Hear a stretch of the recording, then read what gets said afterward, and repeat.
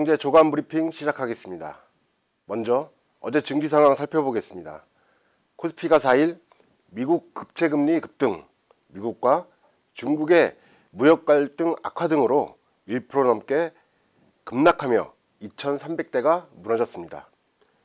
코스닥 지수 역시 외국인과 개인의 매도세로 하락했습니다. 주요 뉴스 말씀드리겠습니다. 첫 번째 소식입니다.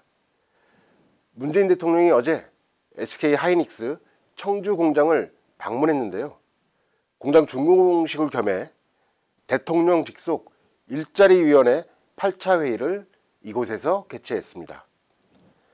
이 자리에서 좋은 일자리를 만드는 것은 결국 기업이다 라고 말을 했는데요. 문재인 대통령은 고용의 어려움을 타개하기 위해 기업의 투자를 촉진하고 일자리를 더 많이 내도록 활력을 회복하는 데 집중하겠다라고 밝혔습니다. 사실 그동안 현 정부의 대기업에 대한 시선이 왜곡돼 있다는 지적이 많았는데요. 기업의 성장이 곧 경제 성장이다라는 대기업 낙수 효과론에 대해 비판하며 근로자 소득 향상을 통한 분수 효과론을 강조해 왔기 때문입니다. 이것이 바로 소득주도 성장론인데요. 문 대통령이 대기업의 공장 준공식에 참석해 기업의 우호적인 발언을 한 것이 화제가 되고 있습니다. 기존 정책에 대한 변화의 움직임이 있을 것이라는 평가인데요. 문 대통령은 이날 정부가 고용 절벽이라는 어려운 상황에서 출범한 뒤 일자리 정책에 최우선 순위를 뒀다. 고용의 질이 좋아지는 등 성과가 있었지만 일자리 양을 늘리는 데는 성공하지 못했다라고 토로했습니다.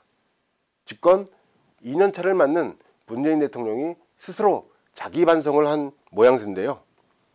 이어서 민간 부분에서 부진을 벗어나지 못하고 있다.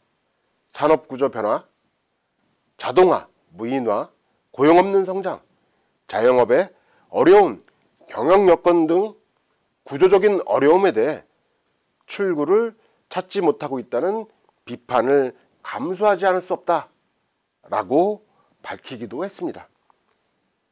청주 공장은 낸드 플래시 전용 생산 공장인데요. 축구장 8개 크기에 달합니다.